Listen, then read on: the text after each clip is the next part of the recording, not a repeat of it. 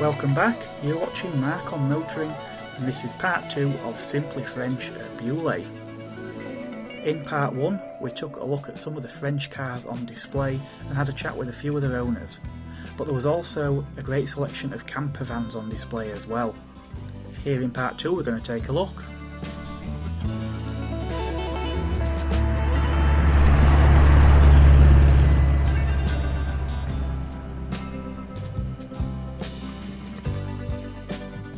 Our first van didn't really start out life as a camper at all, more a classic panel van which continues to evolve to become something so much more.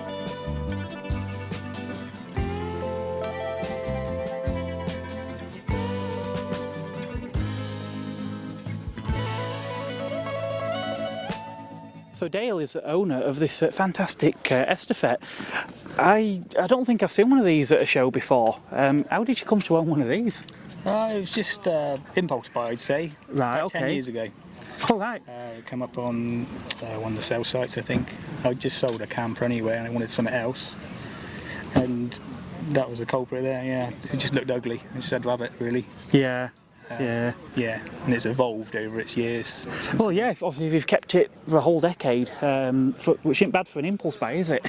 No, so I've got a garage at home now, so it lives in the garage, so it can stay dry. If it wasn't, I think it won't be here now, it'd be rusted out. Yeah. Shame. Now, I noticed when I looked in there earlier, as I say, you said yourself, it's a vehicle that's evolved rather than a restoration. So I noticed clear Williams seats in there. Yeah, we've got a bit of comfort. Another thing, the seats that came in it are very basic. Right, okay. So if you travel anywhere, it's very uncomfortable, so that was one of the things that kind of... And the steering wheel, again, it's either one of the hot Clios or a 1916 valve. Yeah, it's a 1916 valve, yeah. Yeah. Did that to make it fit. Yeah. Another thing, just to sport it up a little bit. Yeah. Just, So in terms of the sort of running gear then, what's in this? it's an old farm truck engine, Subaru pickup. Okay. Yeah, just to make it go, keep up with traffic, really.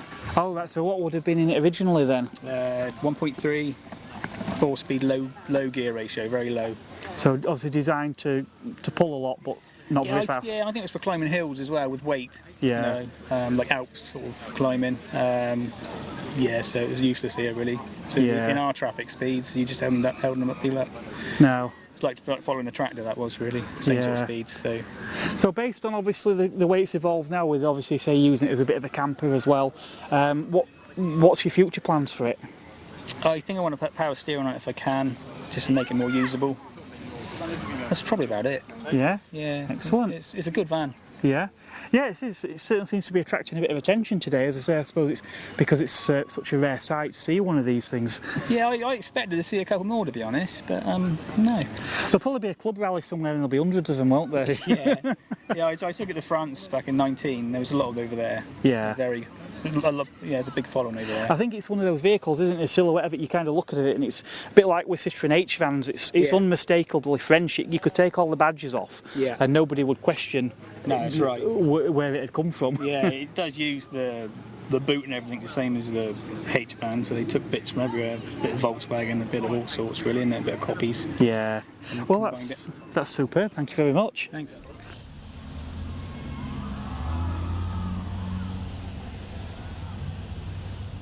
Mentioned there are a lot of campers here today, perfect vehicles for a car show because you've got somewhere that you can have your breakfast while you're when you come to see all the vehicles. Now the vast majority do seem to be Renault Trafics. Simon here has something a bit different. Simon, you've got this old Peugeot. Yeah, it's a J7 Peugeot, 1977. Owned it for approximately 6 years. Right. And one owner from you imported it from France. Never been touched underneath, it's never been welded, original paintwork apart from the roof. Yeah, no, it does look really, really tidy. Yeah. Even the inside, it's, I mean, it sort of looks bigger on the inside than the outside, amazing. doesn't it? It's lovely, yeah. We use it all the time, been down to the Goodwood Revival in it, a couple of nights there, been down to the New Forest a couple of nights there in it. Yeah. Got your cooker, got a fridge, got a toilet. And is this interior fit out as it would have been? Original. Yeah, I Totally thought original. it does look very sort of It was period, doesn't it? Yeah, it was made by a company called Socono. If you look at the dashboard, there's a badge in there that's the original builder of it from Peugeot, sold from Peugeot brand new Right. to Socono, who then converted it in original sort of. They built these from about 66 to 79, the J7. Right. It's a great functional vehicle, being front wheel drive, and it's disc brakes on the front. Right. So works really, really well. Got an 1800 petrol engine in this one. They did a diesel as well. Okay. Yeah. I imagine the diesel one would have probably been very popular in France. Yeah. So Totally. we didn't really adopt diesels until sort of the late 90s, did we 90s, really, more en masse anyway? Yeah. So gets us about. Been to Anglesey in it. Done quite a few miles this year with it. Up to just back from Suffolk in it. So is it sort of mostly car shows, or is it just general places you would go in any camper van that you go with this? Yeah, we take it. This worked out that we were doing the revival this year, so we thought we'd come down to this show. Cause I've got a Renault 4, I've got a Renault 8 Gordini, I've got a twin turbo Morris Minor. Oh, right, I've got okay. a mid-engined NSU special. So I've got lots of different cars, but It's an addiction, isn't it? It's slightly. Yeah, hopefully they all work, and I do use them all. and obviously things like the NSU and obviously this vehicle, obviously some classics are rarer than others, and Yeah. the NSU and this are both pretty rare, aren't they? Yeah. So I try and stockpile some spares. Know lots of contacts, people with spares for them. Yeah. So keep them on the road. You have to do, don't you? You're fighting a losing battle otherwise. Totally, yeah. No, it's wonderful. Thanks for letting us have a look at this. No, This that's really good. unique Thanks, Mark. vehicle. Thanks for your time. Excellent.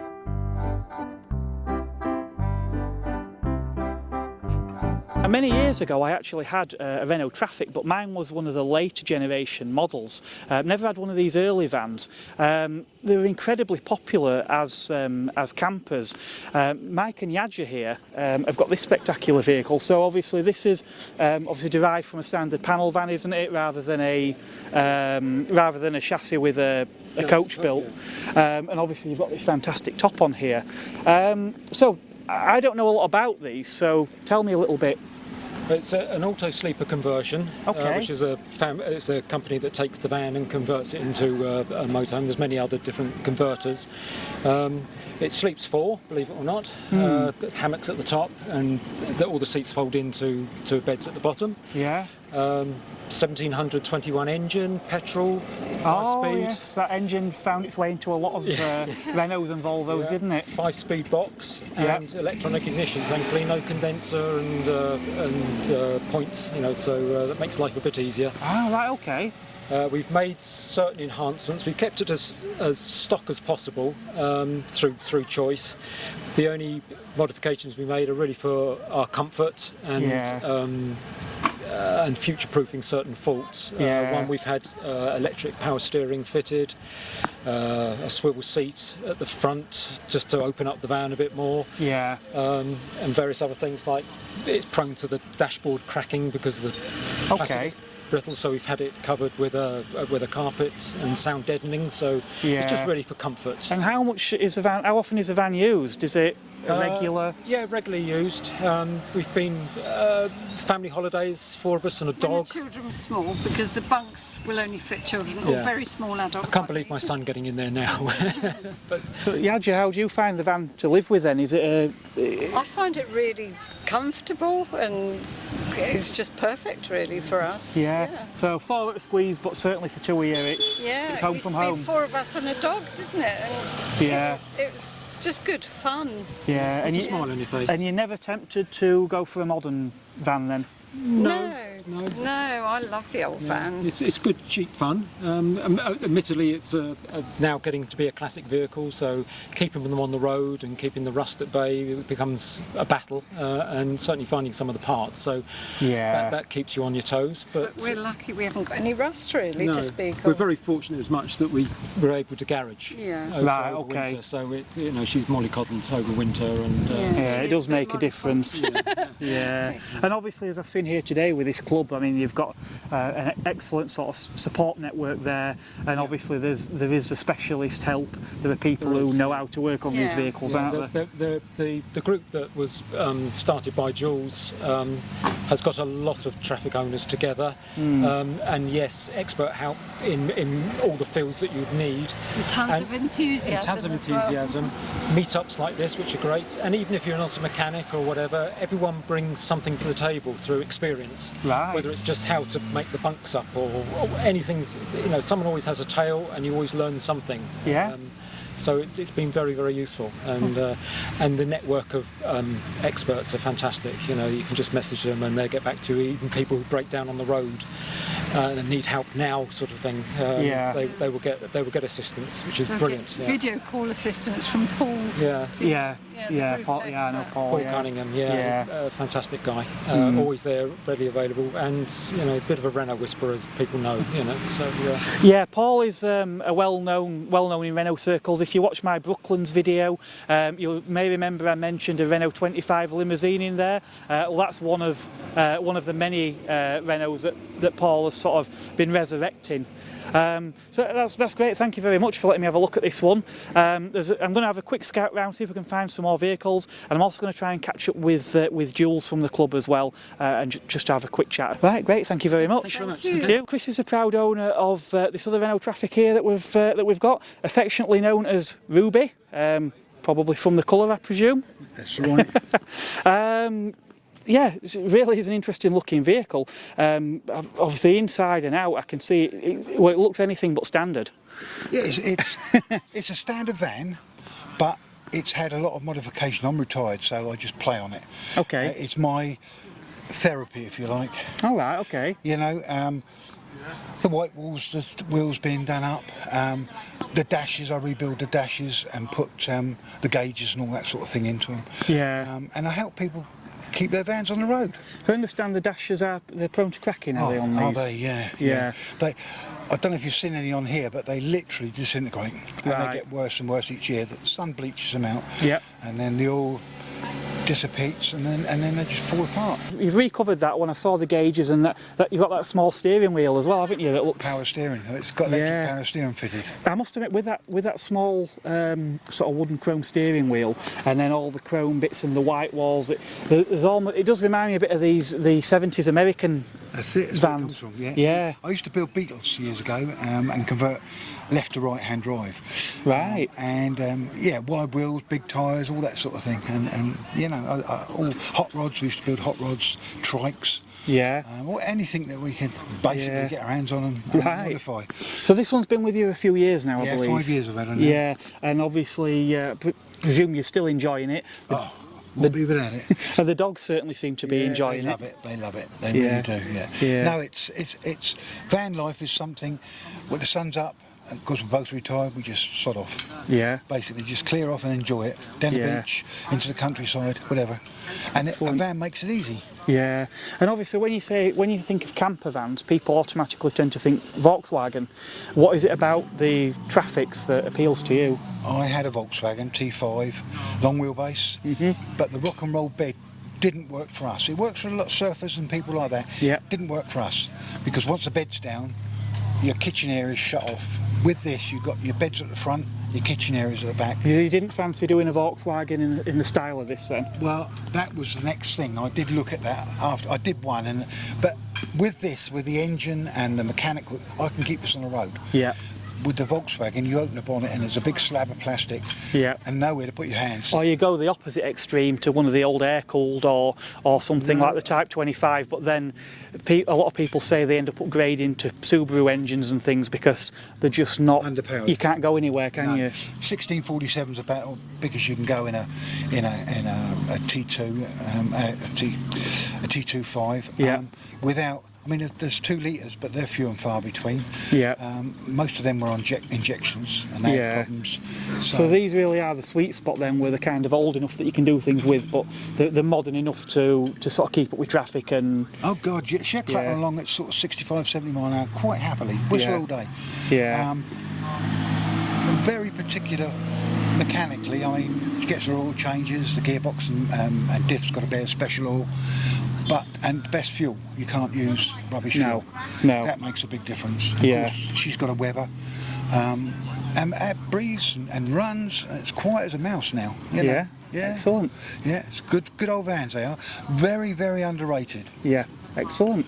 Well, obviously there's quite a few other people here that agree with you, seeing the turnout of 50 vans, yeah. 50 vans, Yeah. wow. and there's none about. They all said they rusted away, so there we are. Clearly not. No. Well, that's great, thank you very much. Okay. Been a pleasure. Pleasure to meet you.